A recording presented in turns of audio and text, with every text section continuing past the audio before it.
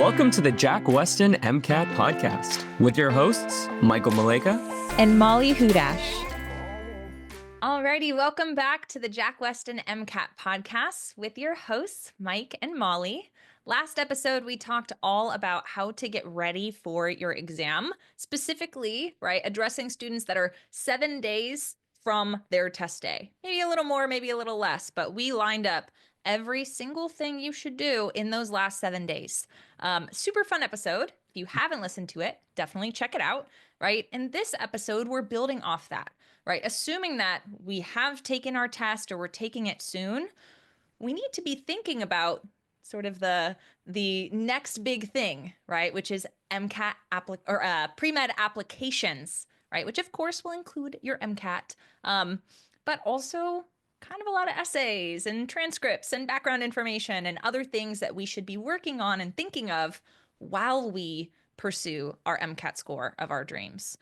Mike, I'm excited to have this chat with both of us because I, as some of you guys may know, I'm an American, pre-med or was. Nice.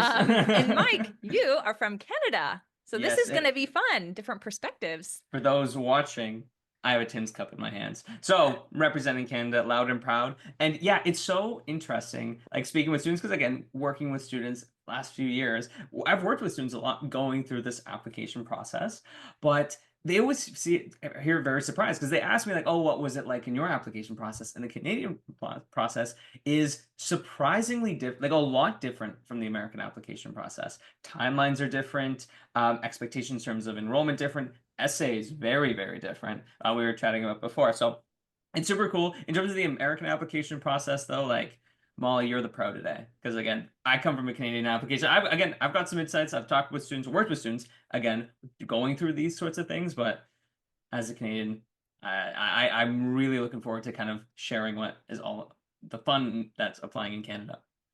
Yeah, I'm excited because ultimately, and some of you may not even know this, there are a lot of different types of applications. So AMCAS is the one that we're going to talk about probably with the bulk of today's episode, right? That would be the general American application.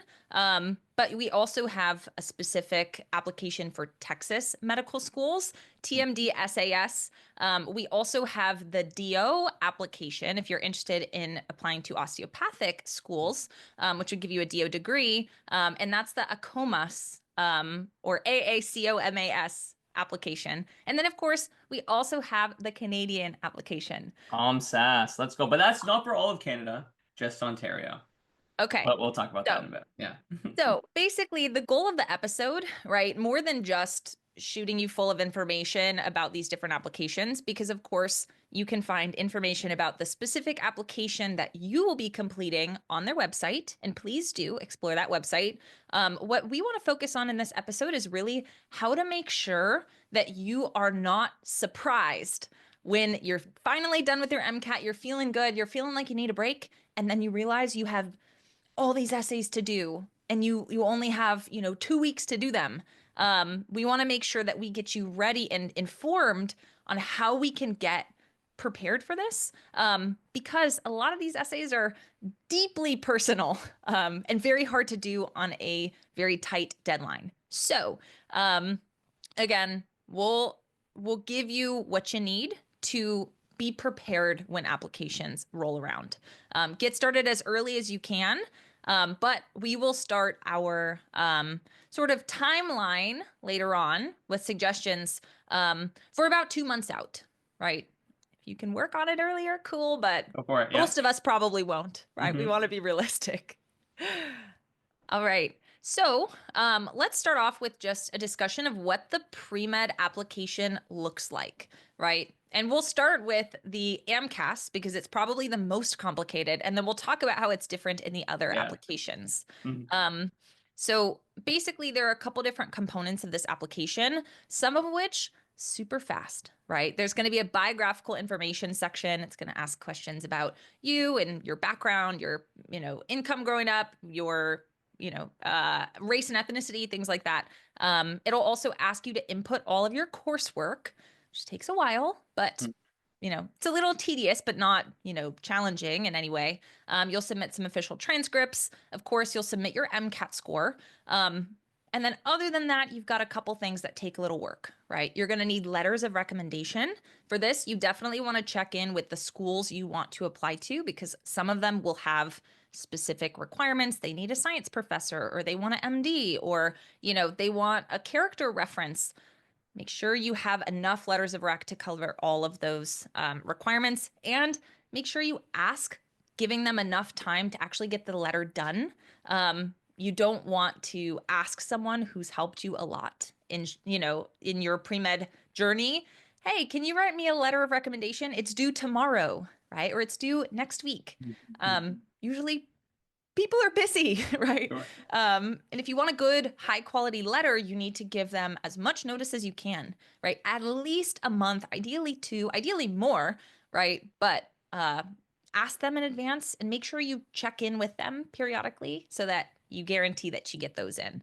I just wanted to ask, Molly, isn't there like a website that you can go to like actually check? Because you mentioned like some schools want some references, some schools want other references. I can't remember that top of my head. Isn't there like a website that you can go to like to check about the individual schools? Yes, luckily the AMC puts together what they call the MSAR, Medical School Admissions Requirements. It's a resource that you can use to compare all the different programs. It's got things like the average matriculating GPA and MCAT scores broken down by section. It's got the mission statement. It's got all that stuff. And also they have information about letters of rec. So definitely check that out. You could also just check out the school's website. Of course, that's going to have the most updated information. But if you are applying to American medical schools, you will probably want access to the MSAR. MSAR actually has Canadian schools as well. Fun fact. Aha. It does. It does. I think, you know what? And I think it has Texas med schools as well. It So does. I think Yeah. I think it's like a very it's, general thing. Yeah. yeah, because that's not the application. That's just information about the schools. So, Hmm. yes, MSAR, if you want to compare schools, if you want to look at schools where they're located, filter them based on different criteria you have, definitely helpful. And again, check letters of rec. Also check prereqs if you're doing that, right? Make sure you have all the required coursework to attend that university. You don't want to pay for an application and then realize that they won't even consider it because you haven't taken all of the coursework they require. That would stink, right? Is it specific coursework? Like you need to have taken bio, like intro bio, intro chem? Is it like that specific? Yeah, usually it's like you need to have like 2 semesters of OChem, or Oh, it's not interesting. like a specific, like you have to Hmm. take bio 101, bio 102, because that's going to Mm. change. But they'll give you like, generally you need to be taking at least 1 year of undergraduate biology with a lab. You need a year of OChem, you need a lab, things like that. Every school has those requirements? Because in Canada, like some schools have those requirements. Some schools require like no prerequisites like whatsoever. Oh, Oh interesting. yeah, like you can go in like without any like all you need is the MCAT. And they're like, yeah, you Huh, could have been from any undergrad, you could have been had arts undergrad, econ undergrad. Um, as that's long as you have interesting. some undergraduate degree. Some schools do have requirements, but others are just not. So it's very interesting. Like, okay, like every school needs this in America, right? Yes, pretty much. And it's, for the most part, most schools, the required coursework is just the subjects that are on the MCAT. Sure. So the majority of them, some will ask for like a genetics class, or a specific amount of biochem. Again, it's good just to be sure once you have a school list that you've filtered that out. Probably not something to worry about until you're ready to submit and you're really finalizing your school list. But yes, you do have to have at least all of the courses that relate to MCAT studies, plus some will ask for other upper division coursework.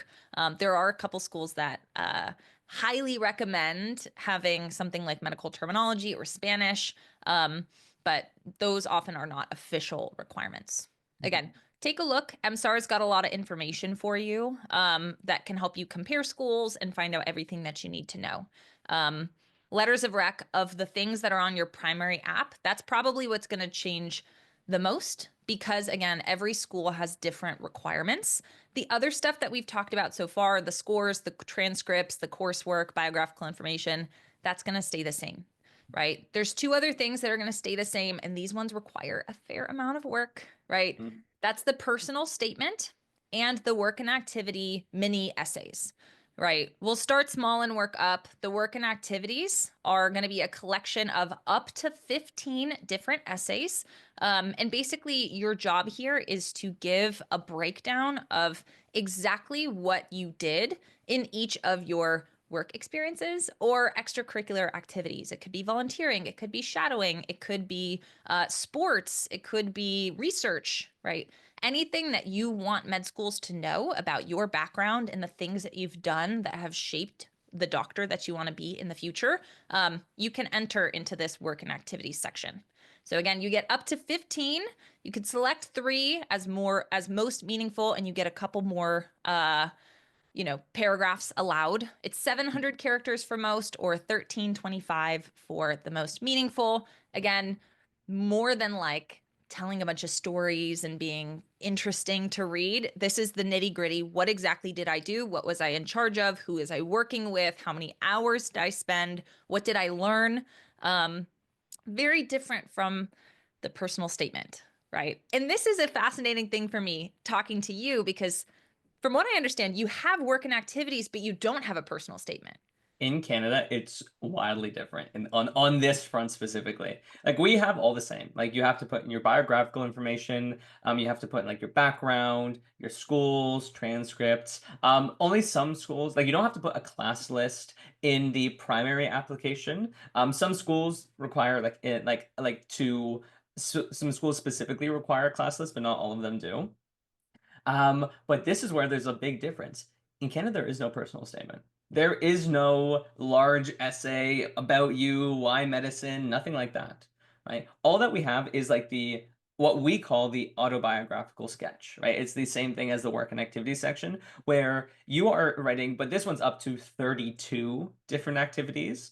And each one, like you're allowed to, I think, say put 150 characters in each text. Not 150 words, 150 Oh, wow. characters. That's very short. There's no stories happening in the ABS, the short form for the autobiographical sketch. It is, you are to the point, what exactly you did. There's a separate place for hours, like in the options, not in the actual text, but it's like, what did you do? Like, what did you learn? There's no story involved there. It's very, very, very brief. Because the idea is that your personality comes up in the interviews, right? When about like your story. That's the whole, I mean, the whole methodology, at least we see in Canada. A lot of schools really stress the interview, and we're big on MMIs here in Canada. So no, but in terms of the primary application, it's very, it's criticized a little bit for being a little lacking personality. Like you get lost because you're not able to let that personality shine through. But I know a lot of schools have secondaries that, help in that, getting your personal story in. Yeah. Oh, I mean, when I think back to this experience, oh my goodness, I should have applied to Canadian schools, because the personal statement, I would say, is probably your biggest hurdle in terms of getting this out quickly. If we do wait to do the application, right? All of these other things we've talked about, transcripts, biographical information, right? Those things are easy, right? They might be a little tedious, but they don't require a lot of brain power. Work and activities is kind of that middle ground. Requires some brain power, but mostly you're just like who, what, where, when, why, what was I doing, right? What was my impact? What did I learn? The personal statement, the prompt is basically non-existent. The idea is, why do you want to be a doctor, right? What unique story do you have to tell that connects everything that you've ever done? And why should I pick you? Right? You get 5,300 characters, which is a lot, right? It's a pretty long essay, right? Like usually somewhere around 1 to 2 pages. And it's literally, why are you special? This is the thing that a Or lot of students put off. And I will tell you from experience, it is so stressful to try and do this fast, because it requires so much introspection and self-reflection, right? Like, who am I? What story do I have to tell that connects all of the experiences that I have, right? Am I someone who is driven by a very like humanitarian public health place? Is that the kind of doctor I want to be? Am I someone who wants to be on the cutting edge of science research? Am I someone who wants to work in a particular type of community, right? Like, who am I, and how can I show you my personality in words? right? Tell the story of who I have been and who I want to be and why you should pick me to be in your school. It's a lot of pressure, right? We have a lot I'm of like getting a lot of pressure just hearing that. I'm like, what? Oh my so goodness. it's something that's good to work on early, right? Hmm. And ultimately, just to let you guys know, if you're thinking to yourself, I know this is all AMCAS, again, our Canadian applicants do not have to do a personal statement, but if you are applying to DO schools or Texas schools, you will also have to do a personal statement. You don't have to write separate essays. Really, it is the same essay, maybe with a couple tweaks. Same thing with work and activities, letters of rec, right? They're going to be in common with all of these applications. Some minor tweaks, but pretty much if you're applying to an American med school, these are the things you need to have ready, right? So I think now we can appreciate why it's so important if we have the time to be working on these while we work on our MCAT, right? Hmm. It's very easy. And again, I speak from experience as someone who loves learning and tests and education to get very, very focused on MCAT and kind of tune out the other things that we have to turn in, like essays. And I will tell you from experience, it's pretty stressful when MCAT is done and you realize I have to go write my personal statement in 2 weeks. Um, so we want to make sure we work ahead because it's a lot less stressful if we do. Again, these essays are very personal. So it's easier when you can chip away at it. You can do journaling prompts. You could do outlining over the course of maybe a couple weeks or months instead of, needing a perfect, finalized draft in a week and a half or 2 weeks. Plus, I don't know about you. I'm curious because of the personal statement, but when I was writing this stuff, it it really made me sit with why do I want to be in medicine? Why do I care about this? Why am I jumping through all of these hoops? Right? What is my story? What unique perspective am I going to bring to medicine? Why am I doing this? For me, that process is very again, it's challenging, but it's also very motivating, especially while you're working on MCAT. It's like, this is my why. This is why I'm doing it. I now can push through on the long study days. I can, actually give the review the time and respect that it needs because I know why I'm doing it and I'm driven to succeed. Did you find that you still got that when you were doing the 32 individual essays? Or not even essays, like Like little blocks. autobiographical sketch? So we still have to do like secondary essays for the schools, and Yeah. like individual schools do ask the why medicine. And Mhm. it is they do sometimes ask them in very interesting ways. Like they bring in like stories and all these things. I'm sure secondaries for American Mhm. schools are the same. But absolutely, right? Because sometimes when you like go into medicine, right, you're trying, you're pre-med, right? You did all the checked all the boxes, right? Like, oh, I need to write the MCAT, I got to do all these things. But these essays, you don't just check these boxes off, because Right. your goal is to tell your story. And I think that's the thing that I find like difficult with a lot of students. They try to tell the story that's not theirs. They try to say Mhm. a why that's not theirs, like it's not genuine. And this Yeah. is the thing, and we work a lot with like our admissions department here, and a big thing that we're about is being honest. Like you've got to be Yes. really, really honest. But because your goal is honesty, you have to introspect like what is the truth? Like, Yeah. yes, why do you want to go into medicine? And I Mhm. think by that introspection, if you have this growth mindset that we're all about, you will take that into every part of your life. You don't just think about why medicine for my essay. I think about why medicine throughout your day to day. Right? When you go and you're studying and you go do poorly on an exam, your why medicine, writing that essay matters. Right? I think Yeah. as well, I personally not a writer. Hate is a strong Me word. either. It's the appropriate one. I would rather write I'd rather write three MCATs than actually sit down and write a big essay that's 5,300 characters. Yes. And I think the biggest thing is, I mean, for anything that's hard that you don't want to do, just start. Like, Mhm. honestly, just start. Right? Whether it's open the document and promise yourself to write once and don't get up until you write one sentence. I think that like when there's this big mountain of a task, which is something like the personal statement, we put it off not because we're lazy. Because I think I hear this all the time with students that I work with, like, oh, I'm so lazy, I'm procrastinating it. No, it's just because you want to do so well. that you have this perfectionist mindset, that you have to have this perfect plan before you actually begin. I think Yes. that's what's actually the real enemy, is perfection. No, Yeah. just start. What I mean, what do you think? No, for sure. And again, I could speak from experience. I think a lot of us have gone through this kind of conditioning process throughout our undergrad and even before then of like, I define myself as being good at things from the beginning, especially academics. Like, I know that if I sit down, I could study for this test and I'll learn the material and I'll do well. And I think we kind of expect it to be like writing an essay for like an English class in high school. It's like, oh, I was okay at essays. I'm fine. This is not an analytical writing piece, right? If anything, this is persuasive writing, Hmm. but it's also very much personal. It's going to read like almost like a journal entry more than it is an academic paper, right? Um, but again, it's your story that you get to tell. Um, and ultimately, MCAT scores, grades, transcripts, all of these things, they are going to help you get your foot in the door. But ultimately, their decision on whether or not they're going to accept you into their program is going to come from who you are, right? This is essentially your first impression, right? It's not your score. It's your essays, right? This is their first impression of you. Again, feels really intimidating when we phrase it that way, but like Mike is saying, right? We do this in short little bursts, right? The easiest way to get through that initial barrier of like, this is too much, this is scary, is to start small, right? I'm a big proponent of do a lot of work without even realizing it, right?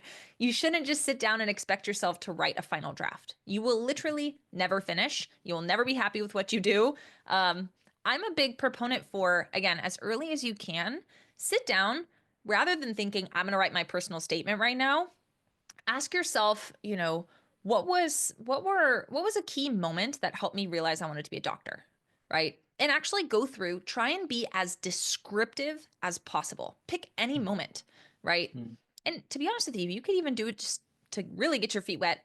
What did I do today? Be as descriptive as you can. In the morning, I woke up to the smell of coffee, wafting in from the living room or the kitchen. I walked downstairs and grabbed myself a muffin. I sat and chewed on the whatever texture. Like, be descriptive, get used to telling stories um, in a way that's intriguing, right? Hmm. But then also you want to be thinking of how can I use that description, right, to show why I would be a good medical school applicant, right? So again, you can do it with what did I have for breakfast in the morning if that's the easier way to get started, but start thinking what were the pivotal moments for me in my life that made me realize I want to be a doctor, Hmm. right? And a lot of students are like, oh, my grandparent was sick when I was young. And they're Hmm. going to sit down and tell the whole story of what happened. More than that, though, it's how did this impact you? Right? It's not what was the timeline of that event objectively. It's what did I feel while this was happening? How did this shape me as a person? What did I learn and how did that prepare me to be a doctor? Right? You need to be very introspective and very personal, right? About your thoughts and feelings as you go through whatever experience you've chosen, right? Why did you pick medicine as a field, right? Why are you motivated to learn about the field of medicine? Um, what story, right, or what quality of yours have you not included anywhere else in your application, right? Is there some personality trait that unites all of these different experiences that you've had, right? Like what can we unpack about ourselves, right? I'm a fan of going in and doing a lot of different like reflection activities, essentially journaling prompts, Hmm. um, and getting as much as you can on paper before you sit down and expect yourself to write personal statement, because you then can draw inspiration from everything that you've already done. When you Hmm. write your personal statement, it's just like, okay, I have like 10 different essays and experiences now that I've had. Which ones do I like the most? Which ones speak to me the most? Again, you can kind of start writing it without having this task of like, I'm sitting down and I'm expecting myself to write the personal statement. The AMC, by the way, releases prompts that can help with personal statement brainstorming. I shared a couple. There are more on their website, right? So make sure you're looking, because this is something that you can start doing, you know, a month to 2 months out from your application, right? I know we're even probably talking to some people right now that are maybe putting it off. That they're Yes. like listening to this like, oh no. Like I'm like putting it off right now during my studying. Hey, person that's listening to this that's putting it off, start. If you're putting it off, I'm a big proponent, and it sounds like Molly, like our methodology seems to be a little bit different. Like you're like, okay, you want to prepare, start preparing. For me, I'm a big proponent of just start like writing, try to write, because I think that beckons the same things that you're mentioning, where by Yeah. starting writing, you start thinking about the things with the why. You're saying Mhm. like, oh, start, like your goal is to think about these things. I'm saying, hey, if you start, you will inevitably think about those things. And Yes. so, but the biggest thing is to start. Just Yes. start. This is a big mountainous thing. Just begin, right? And then also seek support. Like, I mean, I don't know about you, Molly, but like when I was writing my like secondaries, a big thing was like having other people, having another set of eyes is huge, because I find this difficulty, and I'd love to hear from you, Molly. I have this thing with writing where I know what I'm trying to say. I know my goal is to say X because this is my story. I know what I'm trying to say. But then when somebody else reads it, it might not Yeah. read in the way that I read it. But because I have the intention in my mind while I'm writing it, it makes sense to me. But by having that something like this, because there will be other people that read it, there might be a Mhm. different way that they might be taking it. So I'm a big fan of get other people's eyes, but not too many other people. Right. Yes. Right. Yes. I totally agree. I totally Mhm. agree. Be selective with who you ask to read it, and also give them an idea of what you want from them when you Mhm. ask, Mhm. right? So, I mean, I feel like it's important to interject here for a minute with the fact that we're telling you start this early. When is early? When is early? Right. And I know that this is something that's very different for every application. Again, most of the American schools and applications, whether it's DO, Texas, or AMCAS, they're all very similar in terms of their general timeline. But to give you some benchmarks, if you're thinking, well, when is early? Early is right now, right? Mhm. For the 2025 application cycle, AMCAS application will open on May 1st. That means you can log in and you can start uploading transcripts, essays, all that good stuff. You cannot submit though until May 28th of 2025. Okay, so you cannot hit I'm all done, submit until May 28th. Okay, you can start working on it May 1st, but you cannot submit until the 28th. A lot of students think, oh, okay, I'll start working on my application, start writing essays May 1st. Mhm. Please start earlier, right? May is going to go by. It's going to feel like a week, right? You want to be chipping away at this earlier. While if let's say you're taking your test, your MCAT in May, you're thinking to yourself, I have to get my application in on May 28th, but I also have to take my exam, let's say on May 31st. How am I going to do this? It's totally fine if you're taking your test May 23rd or May 31st. That's completely fine. It actually won't delay you whatsoever. If you can, make sure you get your application in on May 28th, which means start working on essays now while you're studying. If you get your application in on the 28th, there will actually be a month-long period where the AMC is verifying all the details in your application. And they will not send anything to your schools until the end of June, right? So you have a whole month that it doesn't matter. If your application is in, AMC is processing it, you can just sit on your hands for a month, right? That's going to give you time to take your exam and then get your score and apply to any other schools you want, right? So you can always add schools after your application is verified, after you have your score back. No big deal. Just know that if you are taking your exam in May or even June, right? Early June, make sure you get your application in on day one, because you really don't want to be pushing your application verification date into, July and August and on, right? Application or admissions are rolling, which means that interviews, secondaries and interviews are given out as applications come in, right? You want to be one of the early ones. But if you're taking your test before, the end of May, early June, There's no reason you should have to have a delay of even a day or two, right? It's completely fine. So the ideal situation, if you're working on American schools, is start working on your application like in April, Hmm. basically. Hmm. Ideally, right, early April, so that you have, close to 2 months to sit with this and to start chipping away before the application opens in May. And I know. when are we filming this today, Molly? April 1st. So if you're listening to this right now, you should be starting. You shouldn't say that it's April 1st because now students are like, can I believe anything that they say? Because Oh, we're technically it's joking. April It's Fool's April Day. Fool. I didn't even click that it was April Fool's Day. What? I didn't How? either until you said that. And now I feel like we should have hidden a trick in there somewhere. Maybe it's coming. Maybe it's coming. Mm. Wow, didn't even realize. Oh my goodness. I missed so many opportunities today. I Anyway, know. Huge missed opportunity. darn. Anyway, that was totally off.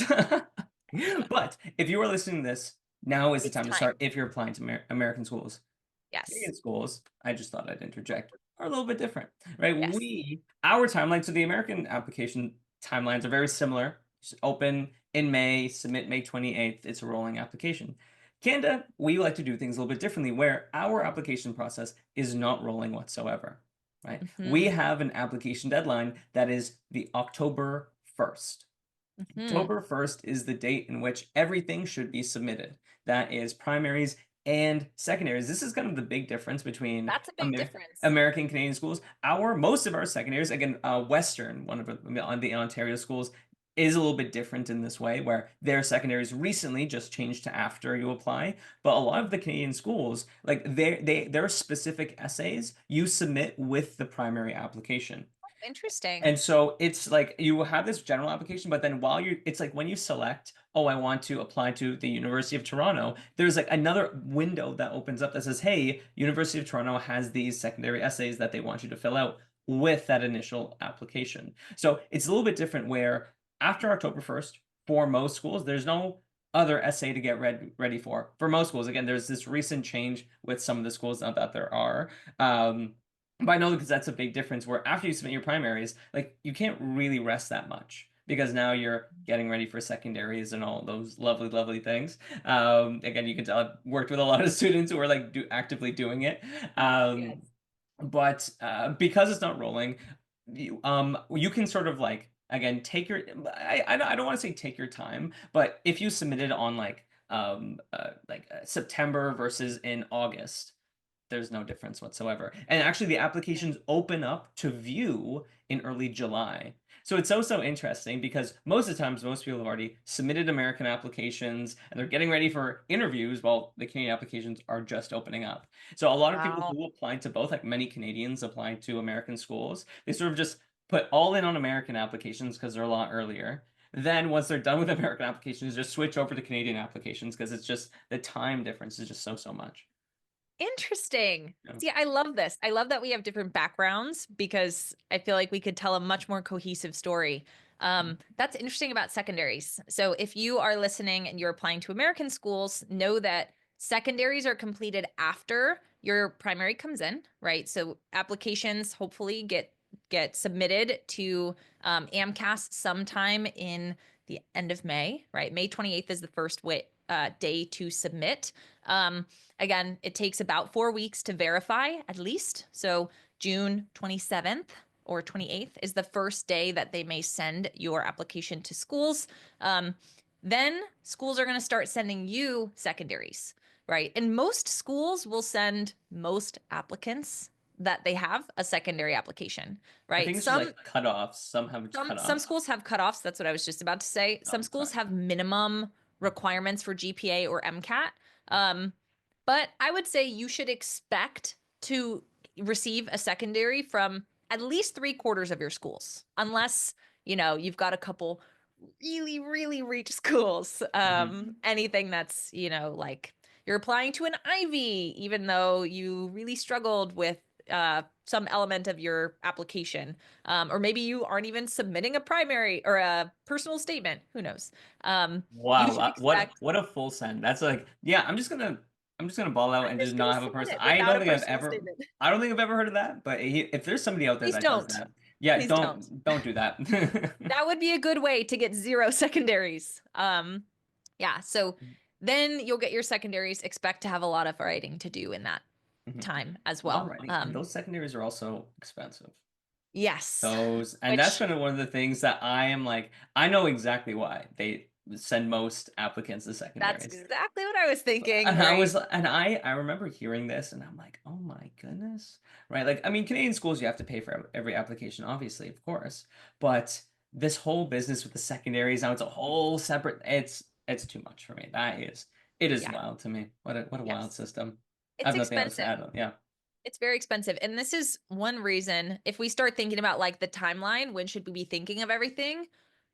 Starting as early as you can, start doing research into schools, right? You want to be thinking about the schools that align with what you want out of your medical education, not just like what is the top 10 medical schools in the US and submit to everybody on that list. Like that is not you that's not what you should be doing. You should be reading mission statements. You should be looking into, what is promoted on the school's website. Are they all about research? Did I like research? Is that something that I want to do? If they require you to do a whole capstone, thesis, is that something I would enjoy? Right? Mhm. Do I want to go to a school that's more community service focused? Do I want to go to a school that's more focused on a particular primary care or rural population? You know, find schools that align with what you want. You could start that as early as you want, right? Ideally, like 1 or 2 months before you start working on your application. Again, it could be pretty motivating as well. But start thinking about that because you want to have a nice and tailored school list. Some students are like, "Oh, I'll just apply to 40 medical schools." That will make you bankrupt. It's too expensive. Bankrupt, and also imagine the secondaries. Oh my, That's it's like the yep. shotgun approach. It's like, oh yeah, now you've got Mhm. like 30 plus secondaries to do now. Do you think you're going to be able to give them all your best shot at that point? Yes, absolutely not, right? Especially because a lot of them will come in at the same time. And generally speaking, the rule of thumb, again, neither of us are like, we don't run the admissions department, but the general rule of thumb is usually about 2 weeks from the day that you receive your secondary, it should be in. Mhm.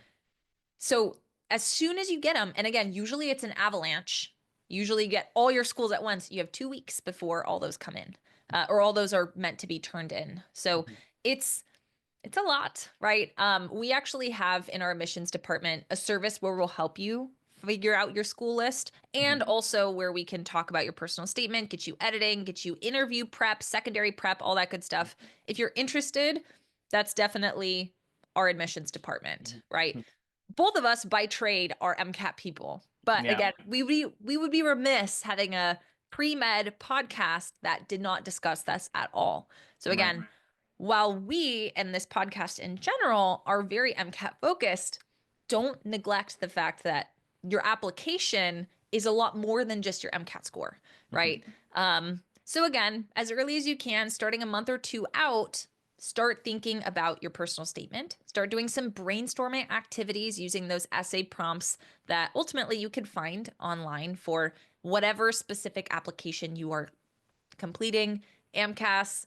What is the Canadian one? OMSAS? OMSAS. So it's OMSAS. specific for Ontario. Like Oh, there's okay. that's the Yes. only So there are different ones. centralized one. Everything that's every school that's outside of Ontario has their own like portal. Like you have to go to the University of British Columbia portal. There is no like centralized system. University of Alberta. Okay. Like the only Ontario has a centralized system like AMCAS. Oh, interesting. Yeah. Okay. So again, you want to make sure you're doing your research into the schools that you want to attend to make sure you know you know, what their required coursework is, what their average GPA and MCAT scores are, so you can make sure you're competitive. Again, all of that can be found on MSAR. MSAR is $28 for 1 year subscription. Very, very worth it. Again, it's going to give you the opportunity to compare all of those things, right? Your average matriculating GPA, and that's broken down for your overall or composite GPA and your science specifically. They also have average MCAT scores broken down by subject. They've got the mission statement, all the requirements, everything. They even have information about the curriculum as well. So Definitely worth the $28 for a year, no question. Get it now. It's lasts a year, right? You might as well. If you enrolled in April, you'll have it till April of next year, right? All your secondaries are pretty much going to come in during July, maybe August if you apply to some schools a little bit later. So start early, right? I would say of the components of the primary application, starting your school list, starting some basic personal statement brainstorming, and starting your work and activities are all things that could be done 2 months before your application is actually due, right? Which would mean now if we're at the beginning of April at the moment, right? Then, as we continue, hopefully keep studying for our MCAT, and as we get closer to our application date, so basically in May, we should be thinking of fine-tuning our personal statement and hopefully getting some eyes on it, right, in that last month. Personally, I highly recommend you send your personal statement to your letter writers. One, because they already know you well enough that you've asked them to write a letter on your behalf, and two, because they're very invested in you, right? They're investing a lot of time and attention to recommending you. It's kind of an honor to be asked. And for me, I think it's important to let them know ahead of time. Again, they're busy. I don't need you to go through line by line and like correct my word choice. What I really would love from you and help doing is kind of giving me an idea of what the essay sounds and feels like on a broader scale, right? Like, what does this essay, as you read it, does it reflect what you know about me and who I am? Right? Like, is there anything that's in this essay that feels really forced or really kind of like a cliche? Or on the opposite end, is there anything that I didn't include that you do think is very original about me that maybe should be in there? Right? I like to ask for like a very zoomed out approach. It's much easier for a letter writer to do. They could give your essay a quick read and let you know, hey, this doesn't really seem like it represents you. You're a little more focused on X than Y, and that's what I attribute to your personality. Or they say, you know what, this is perfect. Feels just like you. Maybe it's not perfect in the tone or the grammar or the word choice, but you can fix that later. Make sure you let them know what you're asking for. Sure, absolutely. And I think the ask, I know when like I was going through this process, I felt like such a burden on them because I felt like I'm already asking so much of them. Like I don't want to bother them even more. Like I don't want to bother anyone. I'm just going to do it myself. And these are the thoughts that sort of get in our way. I don't think we realize like the people that are there to support us, like in like your like PIs and your these people that you trust enough to like you're trusting a Yeah. medical school application to them. A lot of times they're more than happy to help you. They a lot of times it's like they're honored to be like, hey, I'm so happy that you felt like that I was enough of a guide that I can reference you for medical school. And whenever I Mhm. asked for anything from a lot of these profs that I had such a great connection with in undergrad, yeah, they were thrilled. And so Yeah. I know there's someone getting out there thinking I don't want to burden them with writing my reference letter and proofreading it, but you'll be so surprised that they're actually more than happy to help. So just ask. Again, the worst I can say is they don't have the time, right? And then again, usually that you're gonna be surprised. Usually that doesn't happen. Yeah. Especially if you're clear on the front end. I don't need you to spend 3 hours rewriting my application or my essay. I don't need any rewrites. I just want your thoughts. I want Vibes. your thoughts, your vibe. Yeah. Do the vibes of this paper align Are they with right? my vibes? Mhm. Yeah, absolutely. Right. So, and you don't just have to write late or ask your letter writers. Feel free if you have people in your life that know you very well and have a very strong understanding of why basically your why, right? Why you want to be a doctor, why you would be a good doctor, feel free to ask them, right? I think when you ask with the preface of, does this sound like me? It's easier to integrate that feedback than when you have someone completely rewrite your essay and multiple people doing that say, I would move this paragraph here and this one here, and someone thinks you should just take that paragraph out. And when it gets too technical, it's Overwhelming. really hard, right? I Hmm. just want you to tell me, does this sound like me? And if not, why? Give me a Hmm. paragraph answer, not a marked up essay. I think it's easier when you ask multiple people. But again, get eyes on it.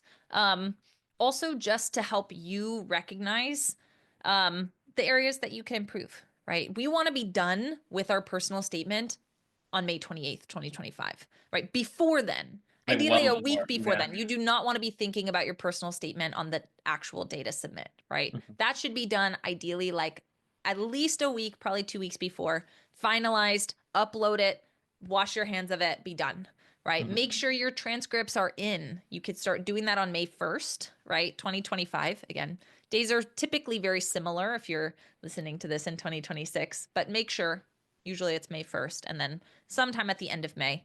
Finalize your school list, get your grades in there, and then ultimately start uploading everything else.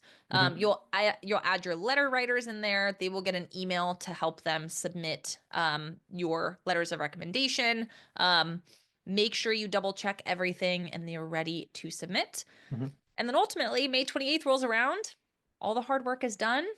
Mhm. You hit submit. Right. Oh, And and then also almost keep for working. is this the thing in the American application? Do you have to release your MCAT score to the AMC? No, So because the AMC and the AMCAS are made or by the same connected. people. So it's Yes. different in Canada, where you actually have to release your MCAT scores before you hit submit. I know a lot of people who they submit, they put their code, like what their like ID is in the Mhm. portal, but they don't go to the AMC and actually release their scores. So Oh, when they wow. submit, like their scores aren't released. So that delays the application. And if it's after October 15th, there's no going back. Oh, Yeah. no. So So if always you're check. so always check. So again, make sure that through your portal. So if you're applying through the AMCAS system, you don't have to do the score release. But if you're applying to maybe somewhere else that may not be directly connected to the AAMC, make sure you go to the AMC and actually release your MCAT scores to the organization or where you want them released to. So like in Canada, if you're applying to specific schools, you have to do that for every single school you do that to. So just thought before we hit the submit button that you make sure they are released. That's very important. I'm glad you Mhm, brought that up, right? mhm, Again, double check it, triple check it. This is your real application at med school. This is very important, of course, which is why we don't want to save it for the end. You want to make sure your application allows you to make a great first impression because mhm, great first impressions and second impressions in your secondaries are going to be what gets you an interview, right? And once you get an interview, they know your app, they know your GPA, they know your MCAT scores, they know how many research or clinical hours you have. Like they already know everything about you. Now you get to show up and be yourself, right? And communicate who you are, right? It's a lot more personal as we start getting into the interview stage. So this process, I hope we've made this Given you a clear. lot of It's a information. lot of information, and we Sure. know that.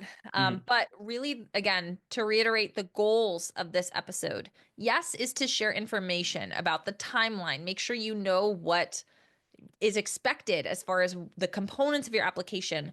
But perhaps most importantly, the goal of the podcast today is to communicate the value of starting early, right? And again, early means today, no matter when you hear this podcast. If you haven't started it, start now, right? And you could start the brainstorming months in advance if you wanted to, right? There's no time that's too early. Um, so start getting some drafts made, start brainstorming for your work and activities. What might I want to include? There's a lot that you can do ahead of time. And as you do all of this, especially if you're juggling MCAT, last piece of advice to share, stay organized, right? There are a lot of moving pieces with these applications in terms of different essays you have to complete and transcripts. And I applied for these transcripts, but they haven't come in yet. I need to make sure I get those official transcripts. I need to make sure all my letters of rec get in, right? There's a lot of moving pieces. Make a spreadsheet, make a document, make a to-do list. Make sure that we are keeping track of the work that we're doing so that nothing slips through the cracks. Okay. Again, this process is very unique to everyone. If you need help, please, please, please reach out to us. Again, we talk a lot of MCAT on this podcast, but as a company and as a whole, Jack Weston, we help you with every single step of your pre-med process. Mhm. So yes, MCAT, but also personal statements and interviews and school lists and secondaries and everything about med school applications, Right. right? Yeah. No, I work with like a lot of students of mine who they have an academic advisor, myself at guide like working with the MCAT. They're working on their letters. Like we have like it's like a team Yep. all working with one goal in mind to get you Yes. into medical school. Get you in. I Right. love it. And so, and that's what we're all about. Is like we want to guide you through this process because I know when I was going through this, like it's so intimidating. So yeah, Oh can't yeah. reiterate enough. Like if you are finding that you want a little bit of direction, need some support, yes, highly recommend reaching out. Yes. And I mean, I'm going to speak for myself and on behalf of the whole Jack Weston team, right? You guys are our why, Mhm. right? Like each one of you guys listening to this, right? You're already a member of our Jack Weston family, right? Like everything that we do, every resource we put out for free, every podcast episode that we make, every time we teach a class, we do it because we all share your goal, right? Which is to get you into medical school. We want to see the next generation of doctors that are more compassionate than the ones that came before, better represented than the ones that came before, right? We are uniquely motivated to get you guys to your dream program, get your dream score, right?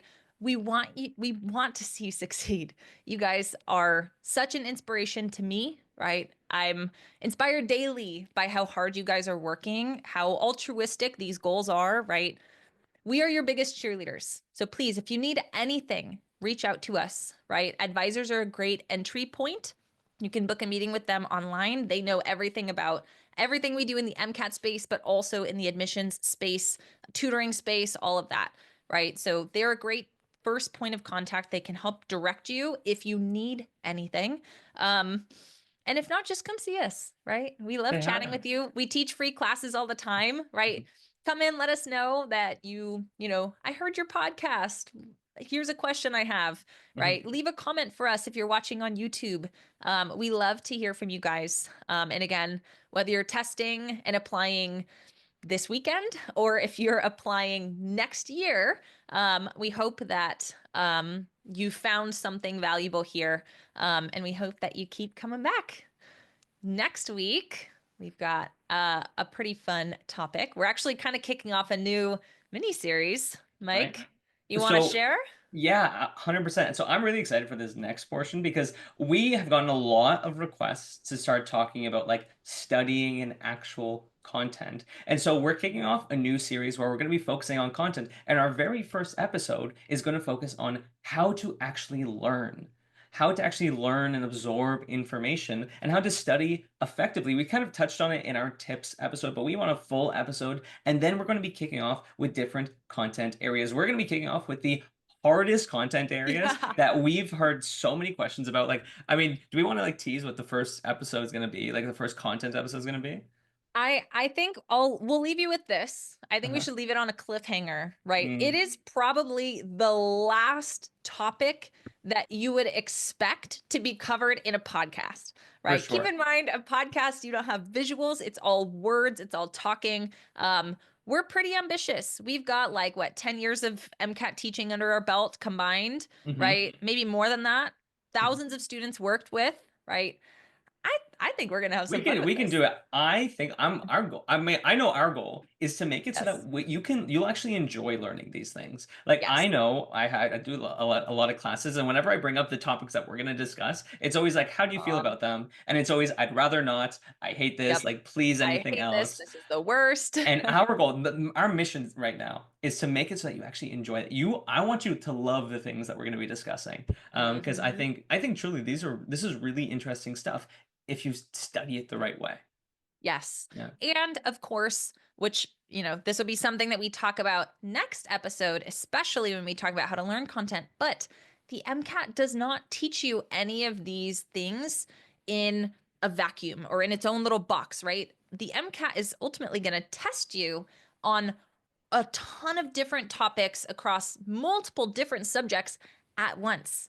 In the same passage, you're going to get Mhm. lots of interdisciplinary ideas and questions. And that's something that we're going to bring to this new sort of series, right? Talking about this high yield content. So get excited, I'm right? excited We've already. got I'm there. we've got a couple content-based episodes that build off each other that we've already planned.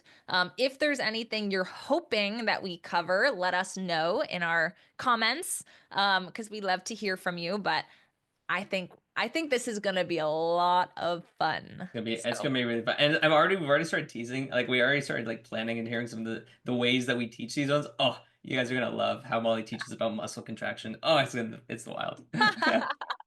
And enzyme inhibitors, don't forget. Oh my goodness. Our uncompetitive inhibitors. Oh my goodness. What wild. So get excited. Stories. It's Yes, gonna be a lot of fun.